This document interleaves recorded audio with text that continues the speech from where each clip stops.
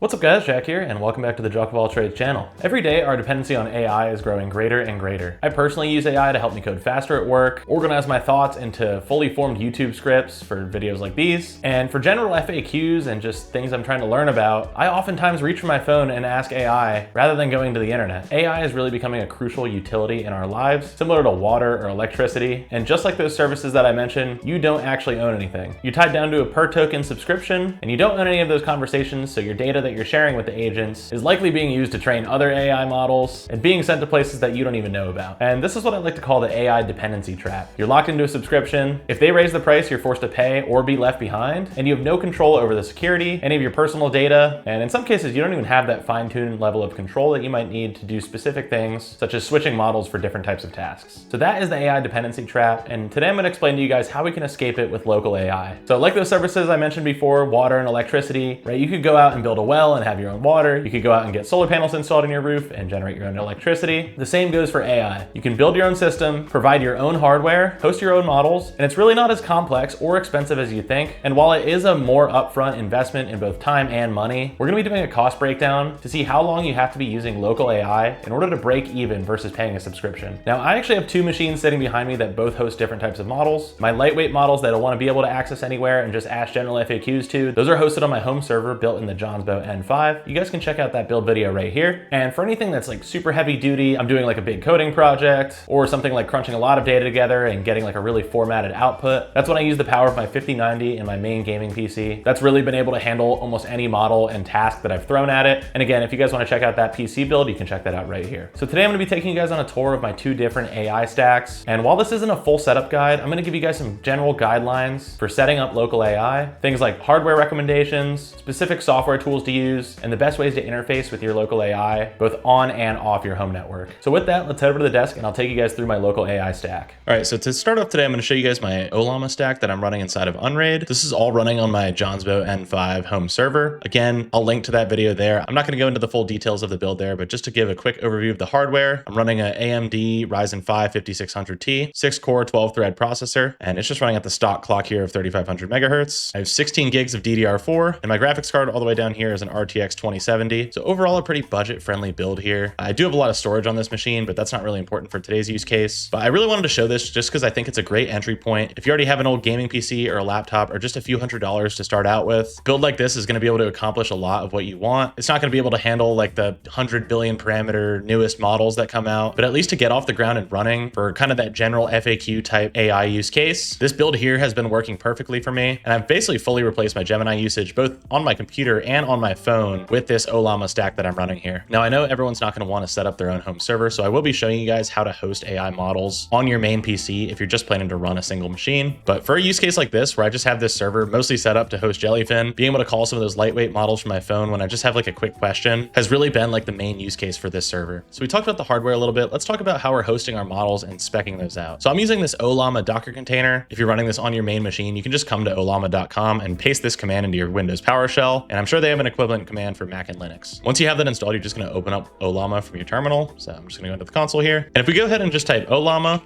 gives you a couple options here. You can already start an interactive chat with the model and download some models there. If you have a Claude API key, you can pass it in here and automatically configure with that. And plenty of other integrations like Codex, Pi, Klein, etc. So I'm going to escape out of here. And the first thing we're going to want to do here is find a model that fits well on our system. So if you come to the Ollama site again and just go to models, you can browse this entire library right here and find something that really fits your use case. Minstrel 3 is a really popular small model right now that only has 3 billion parameters, only takes up 6 gigs on your drive, and has a 256K context window. So again, for things like general FAQ and just like quick chats with AI, this is going to be something that's really nice for that. I've also been using Llama 3.2 quite a bit recently. And if you're really concerned about size performance, they actually just released this 1 billion parameter Llama 3.2 model. So I'd recommend browsing through here and finding something that kind of works for your use case and your hardware. If you're unsure if something's going to fit on your hardware, honestly, just go to Gemini and ask it. Something like, I have a RTX 2070, 16 GB of DDR4. What is the best size model for general FAQ?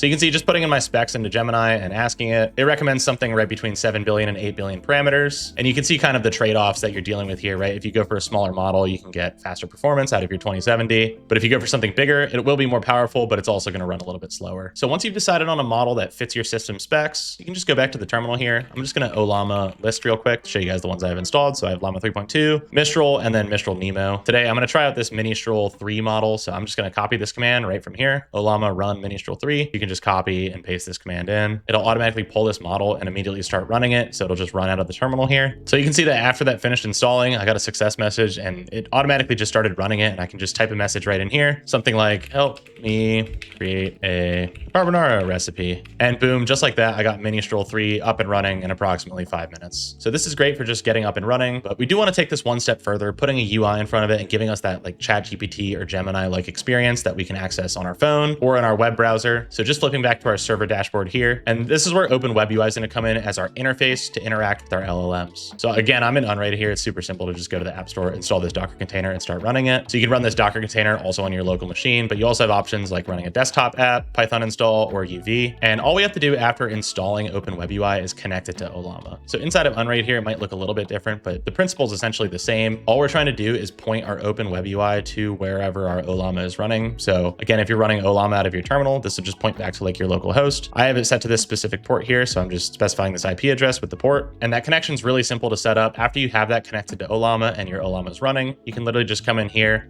open up the web UI, and you should be greeted with like a create account screen when you first come in here. Once you do that, you can just log in and boom, just like that, you're inside of OpenWebUI. You should be able to see all of your models listed on the top left here. And if you prefer to paste a key rather than do the login every time, I found out you can just come to this admin panel at the top, go to the settings tab here, scroll down to enable API keys, turn this on. And then after that, you just want to make a user group, assign yourself to the group, and then scroll down here and make sure you tick this API key box.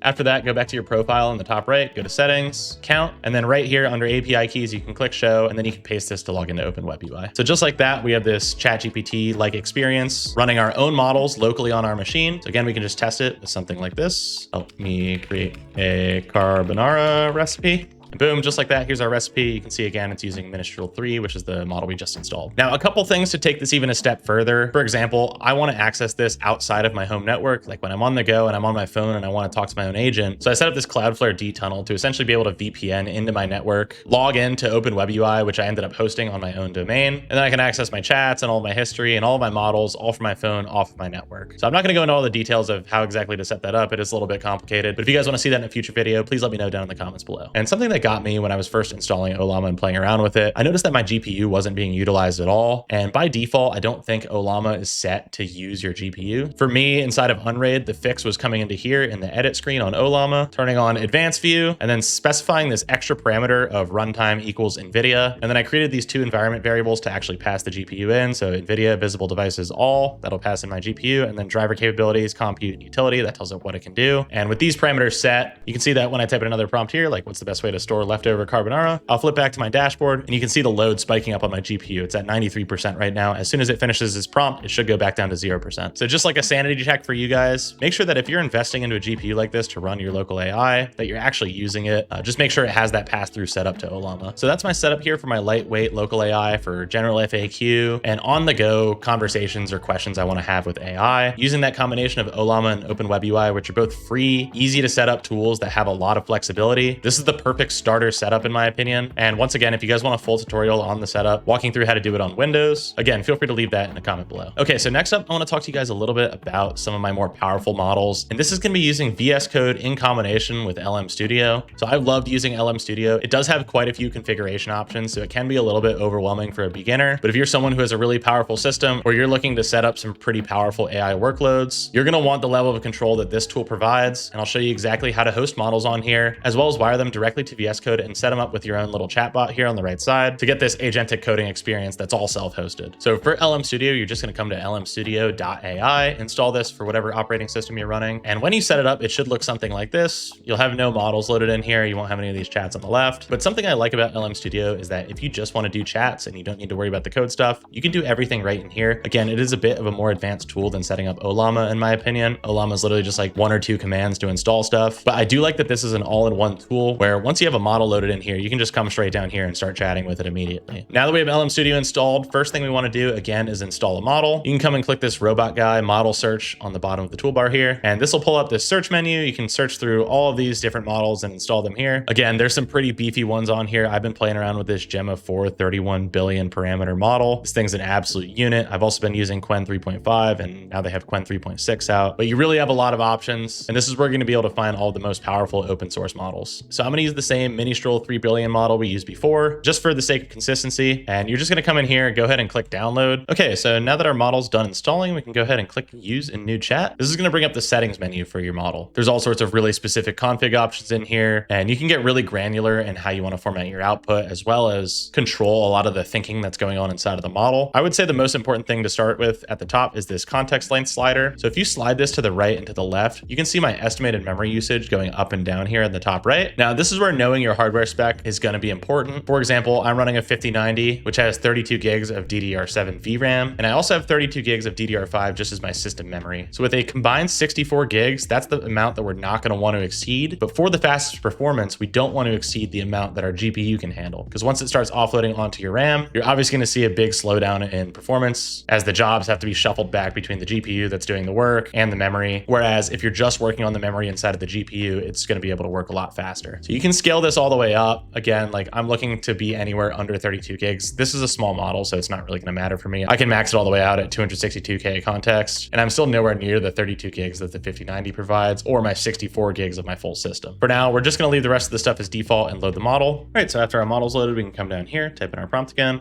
carbonara recipe, and boom. You can see it just absolutely ripping through the recipe here. Generated that in about half a second. If I drag over my performance metrics, you can see here on my GPU graph, it just spiked up right here real quick.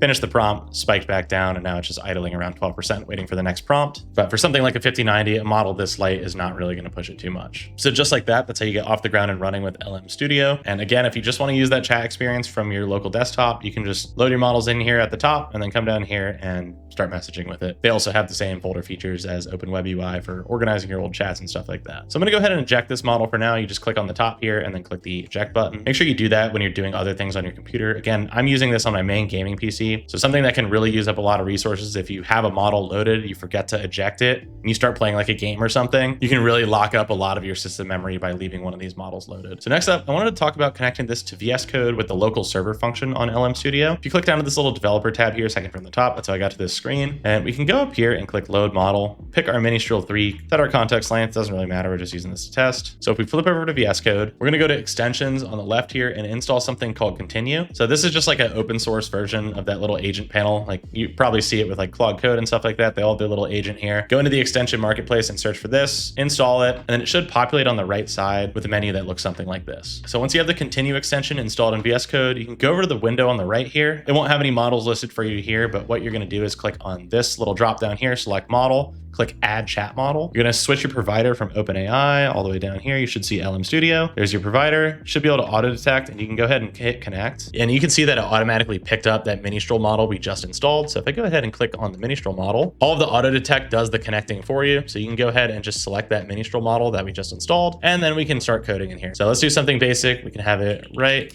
a binary search tree in C++, build this inside the local AI video here.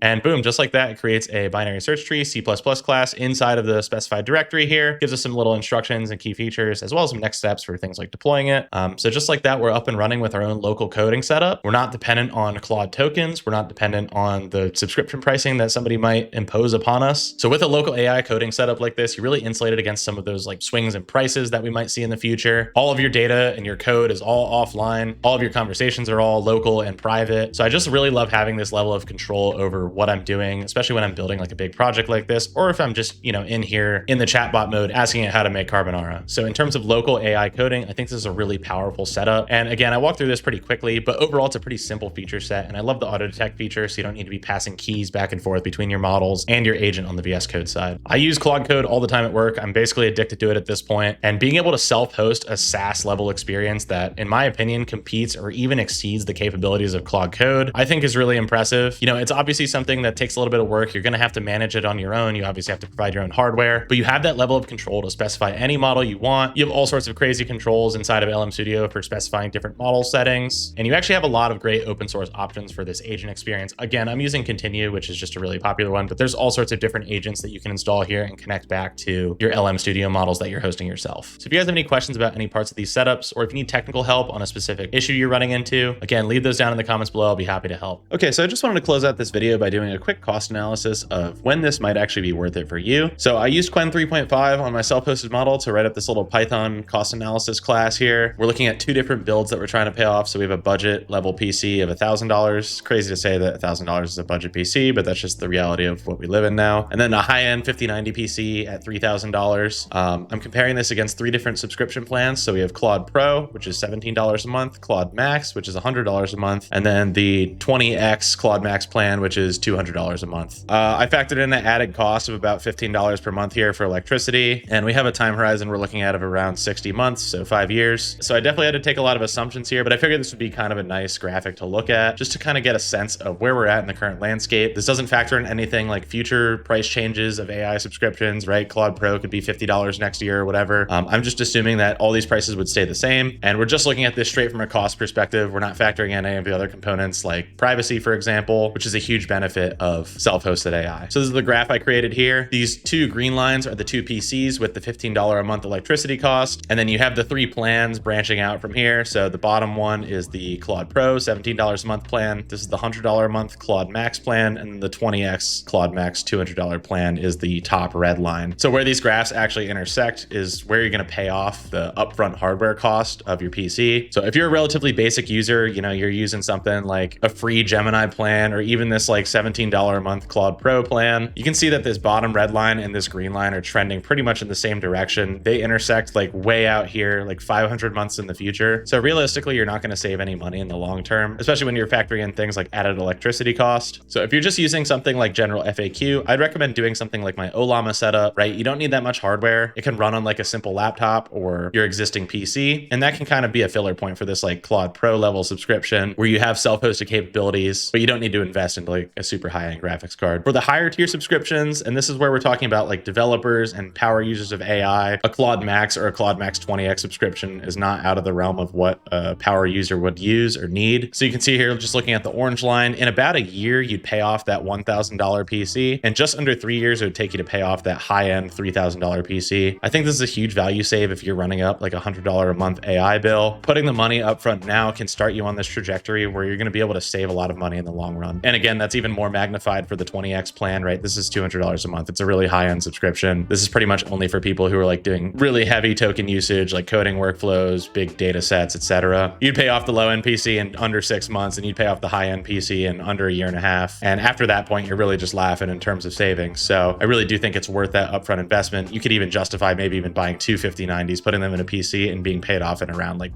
3 years or so. So hopefully that makes sense. Hopefully you guys learned something about hosting your own AI. Again, I think if you're just starting out, try that Ollama setup. If you have any questions, I'm happy to answer them down in the comments below. I'm happy to make a follow-up video and break down some of the setup in more detail, especially for like getting Ollama up and running on Windows. I know that not everyone's going to have their own server that they can just host stuff on. So let me know down in the comments if you guys would like to see something like that. And, just wanted to talk about some of these topics where, you might want to just consider where your data is going. A lot of times people are sharing a lot of like personal details in their AI conversations, and all that stuff's just getting sent like straight to Google or Anthropic. So it's really nice for me just having peace of mind that all of my conversations are just going to my own self-hosted hardware. Everything I'm running is in its own container, and I'm not making any like super long-term trade-offs here. So that's pretty much it for today. I really hope you guys learned something from this video. Again, feel free to leave any questions or troubleshooting issues down in the comments below. I'd be happy to help, and I'll see you guys in the next one. Thanks for watching, and peace.